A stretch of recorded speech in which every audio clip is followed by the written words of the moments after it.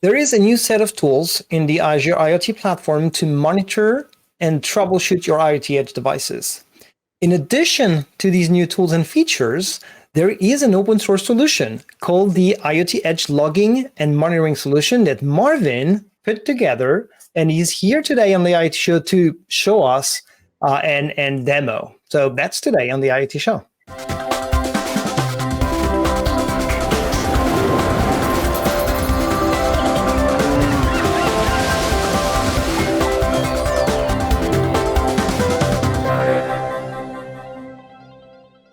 Hi, everyone. You're watching the IoT Show. I'm Olivier, your host. And today with Marvin, we'll talk about the IoT Edge logging and monitoring solution. Hey, Marvin, how are you? Hi, Oliver. Thanks for having me. Of course. Well, thanks for coming. Thanks for your time. Before we jump into all that story about this monitoring and logging solution that we have here, how about you introduce yourself? Who are you and what are you doing these days? Yeah, sure. So my name is Marvin Garcia, and I'm a cloud solutions architect in the US manufacturing team. I usually work with customers that want to improve their operations and get more visibility of their manufacturing processes by leveraging IoT Edge and IoT technologies. Nice. So suffice to say that you're in touch with customers, you talk about our technologies, but at the same time, you understand their solutions, you understand their needs, and basically you're front line. And when there's a problem, they call you, hey, Marvin, that doesn't work for me, right? Well, it's actually funny because we sit between the customers and the product groups. So we capture all that feedback and we see the struggles on the field. And that's how we iterate and try to make our products better, right? So it all works out in the end, and that's a non-ending cycle. I like that. So we had another IoT Show episode recently with Venkat that actually will bring up a link down there for. That episode was about the new monitoring and logging solutions within IoT Edge, which is a new thing that will help developers who are operating IoT Edge or developing and then operating Azure IoT Edge devices to better control them, monitor them in terms of their health, in terms of the health of the modules in there and so on. What we're here to talk about is a solution that is on GitHub that the teams have been working on, which brings that set of tools to the next level. So tell me a bit more about this IoT Edge logging and monitoring solution. So I basically gathered all the awesome things that the IoT Edge product group has been working on the last couple of years. And I created a cloud workflow that collects logs and monitoring metrics and store those in Log Analytics workspace. Once you have the data there, you can start querying it for additional insights, and then you can start new threads and generate alerts when some conditions meet or create dashboards in Azure monitoring, etc. Got it. Being at the end of the day, being really concrete, because we'll see the solution in a minute. But as you were saying, you were listening to their feedback, their input, and one of the things that I noticed that struck me when you were describing, IoT Edge devices and how you manage them, it's one thing to have one IoT Edge box and to be able to SSH into it and to look manually at the logs and so on. It's a totally different thing when, on one hand, devices are kind of locked down because you don't want anyone to be able to SSH. There's also the scale that could be a problem because it's not like you have only one IoT Edge device in an infrastructure. So you need to be a bit more automatic and precise in there. So let's look at the project. You were saying it's on GitHub, and I know there's a diagram in there that will help people realize a bit better what it means to bring to production or to bring to your solutions these monitoring tools. Sure. Let's dive into the architecture then. So, like you said, the solution is in GitHub in the Azure Samples organization, completely public. And if we go into this architecture diagram for the logging part, you will see that it has very few components. The way it works is that all the business logic is contained within a few Azure functions that interact with the built-in direct modules or direct methods in one of the IoT Edge runtime modules. So the IoT Edge runtime has this capability where you can ask it to upload module logs to a storage account. So that is what the Azure function basically does. It recurrently, every 15 minutes or so, sends a message via IoT Hub to capture the logs in certain modules at the edge. Then those modules, when they're stored in a storage container, they're processed by another function that in the end sends that data to a log analytics workspace. Got it. So that is for the logging part. Now for the monitoring part that Venkat explained in his IoT Show section a few weeks ago, we have a slightly different approach. So in that case, when you enable the metrics collector feature, a new function is added because there are two ways of handling metrics collector data. So the easiest path, and if you go to Venkat's video, you will see it, the easiest path is to send data from the Edge module directly to Log Analytics Workspace. But as you'll probably know, in production environments, those IoT Edge devices are very restricted from internal and external communications. They only allow access from and to the IoT Hub. So that will be rarely the case. That will be allowed. Instead, what you want to do, what you can do, is to send those metrics as device to cloud IoT messages. But then once you do that, how do you handle those messages? Because they're arriving at IoT Hub, but there is nothing there to listen and to process those events, which is when the additional function comes into play, because it gathers those events from an event hub and then finally sends them to the same Log Analytics workspace. What that gives you is that in the end, you have in a single place the data, the login and metric data from all your IoT Edge modules. Nice. I like that, because as we're saying, Venkat demoed the basics that are enabled in the platform, in the IoT Edge runtime and in IoT Hub, which at the end of the day do part of the job, but your solution is actually bringing it to the next level and basically offering customers a starting point for their solution, if I get it right? So that way, they don't have to start from scratch using the APIs of IoT Hub directly, or just the basics understandings and do everything on their own. They can start from your solution. We'll see that, because actually you're about to just show us how it's deployed and how our customers can try it out and also customize it for their own needs, right?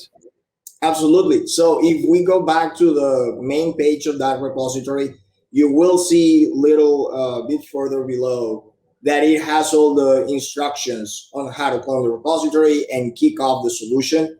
So we're going to jump right into the demo by going to the local path and running the deployment script. So now this script, it's going to give you sort of a GUI-like experience that's going to ask you a few questions, and it's going to be interacting with you and giving you some information along the way. Whether the first question is the resource group that I want to create. So let's call it Brownfield ELMS. And then the very next question is going to be whether I want to create a greenfield application or a brownfield application. Okay. In our case, we're going to choose a brownfield application or a custom deployment that will allow me to choose to which IoT hub I want to connect it. And we're going to touch on the Sandbox option later on. Okay. So I choose a custom deployment. And then it asks whether I want to create a new IoT hub or use an existing. We're going to choose an existing one. And we're going to go with number 4 in this case. So as you saw in the architecture diagram, there are a few other pieces that come into play. So it's going to ask a few questions about that. Here is some important information on when you deploy it that you need to consider when you're deploying it in a brownfield application, that you need to, in this case, by default, it's going to try to gather all the logs from all the modules. Then if you want to customize that, there are ways for you to do that in the environment settings for the action functions. We can go over that later in the video. And then also, you need to tag the edge devices that you want to apply this configuration with this information. If you update the devices twin with this, then that deployment will apply to those devices. So we move on. And in this case, I'm going to create a new storage account because I don't care about using an existing one. And then I am going to use an existing log analytics workspace, which is, let's take it to number 6, where I have all my information going on. So then it asks whether I want to enable the metrics collection piece of the solution. We're going to say yes. And how do I want to send it? So I'm going to say as IoT messages, assuming that it would be pretending an IoT Edge device that is completely locked from the outside. And then I'm going to create a new event hubs namespace. It chooses the location automatically based on the IoT hub region. So everything is self-contained and you don't incur any additional charges for bandwidth and data transfer. So at this point, the solution already started. It triggered. So we can jump into a solution that I already had created, and I can show you how that looks like. Okay, sounds good to me. But now it's pretty straightforward overall, right? Because the script is guiding you through the options and will deploy things for you and automates that deployment. Obviously, you could also follow along and do it manually if you wanted to, right? It's just the scripts make it so much easier. Yes, and the value of the script is that there are so many options and configurations that you can play with that at some point it can become quite complicated on, well, how do I do this? Am I missing something? And there are a lot of, it sounds CC, but there are a lot of wires and things connecting and working together that the script does all that for you and just allows you to jump right into the business logic, understand how it works, and how you can customize it for your environments. Actually, sounds good. Sounds good. You mentioned that you had to implement or to apply a change in the settings of the devices for them to participate in that logging solution. Yes, as I said before, if you want the solution to be applied to your edge devices, you need to update their device twin information. So let me show you where that goes. So we're going to go to my IoT hub, the one that I chose for this solution. Let me minimize this and find the IoT hub, which is right here. And then on the left pane, I'm going to go to IoT Edge. And in this industrial IoT solution, I have one IoT Edge device. So then we go to the device twin information. And you will find the tags section. You need to add this property to that JSON section in order for the solution to apply to this device. If you ever forget to do that, the solution will succeed, but it will never apply to your devices. So that's the only requirement. If you tag your devices accordingly, the solution will recognize them and it's going to start to pull data from them as soon as it's deployed. Got it. That makes sense. Yeah, let's continue the tour here. So Venkat did show us the workbooks and part of what you can leverage in the new IoT Edge monitoring and troubleshooting toolings.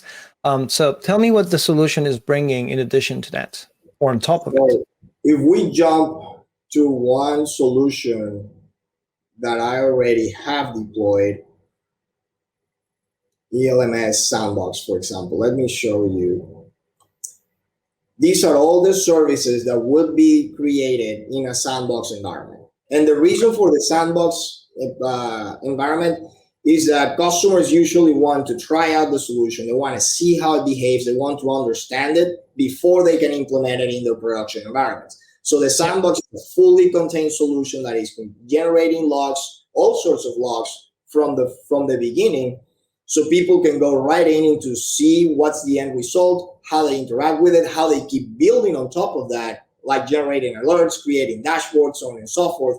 And then once they have practiced enough, they can run the script again and deploy the solution in their production environment. So that's what makes the sandbox environment so valuable. Yeah, so they don't play with the actual production environment for the first time, right? So that's one of these first options in the scripts, like deploy the sandbox versus that brownfield solution you were mentioning.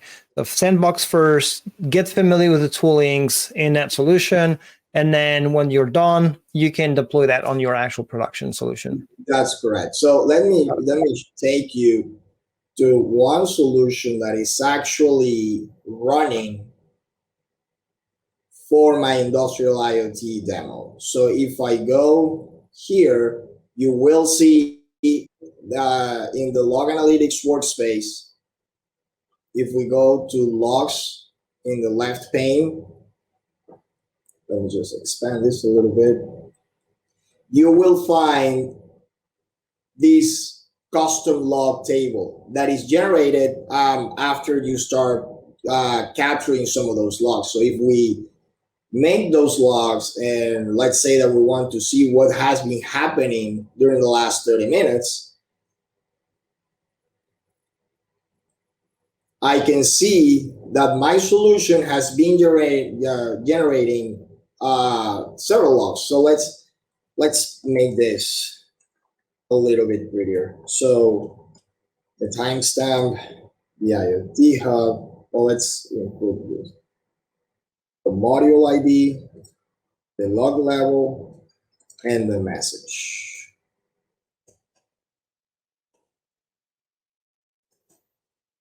Let's order those by the time generated from most recent to one. So here you see the logs that have been generated, the Edge agent, my stream analytics module, but everything looks fine. Everything seems to be information messages. So apparently there are no errors or nothing weird is going on. So let's take another look and see if there is anything that tells me there is a warning or there is an error. Well, there have been a few warnings. So this is how you start interacting with your data and playing around with it. And you can see, well, this is what's happening, and you can get more additional information. If there was an error, then you know what's the module that is failing, where is it failing, because the IoT hub information is there as well. So then you can go into that device and start digging deeper into what is going on. But here you have a lot of a very quick access to what's going on in your entire infrastructure. It doesn't matter how many edge devices you have running over there and how many modules each of those devices has. This gives you that pane of glass. Nice. I like that. And as you were saying is, as many IoT devices, but also whichever infrastructure you have, right? Because you adapt that to your own IoT hubs, and you're able to then customize that solution so that it really serves your needs. It's a starting point, right? It's not like the end of it. It's really for customers a way to get started faster on implementing real monitoring and troubleshooting of their IoT Edge infrastructures. That's right. And the purpose of ELMS is to give people, like you said, a starting point so they understand how the solution works, but then they can the goal is for them to customize it to their solution. There is not a silver bullet for every IoT implementation out there. There will be changes. There will be things that they will have to customize, but it's very easy. The documentation explains how you go at those in one of those cases. If your implementation has this pattern, then you should consider certain things and pay more attention to those. I like that a lot. Well, Marvin has a great insights into ELMS. And what I would invite everyone to go do, especially if you're working with IoT Edge devices, to go check out Marvin's GitHub repo at aka.ms/IoT Show/ELMS, like Edge logging and monitoring solutions. It's GitHub, right? So Marvin, I'm guessing you accept questions and eventually contributions up there, right? It's open for everybody, and we're already accepting feature requests, and there are people that are asking for new things. So come along, take a look at it, play with it, and use your feedback. Have at it. Perfect. Well, Marvin, thanks for your time. Thanks for the demo. And everyone, thanks for watching today's IoT Show episode. Hope to see you soon. Have a great one. See ya. Thank you, Oliver.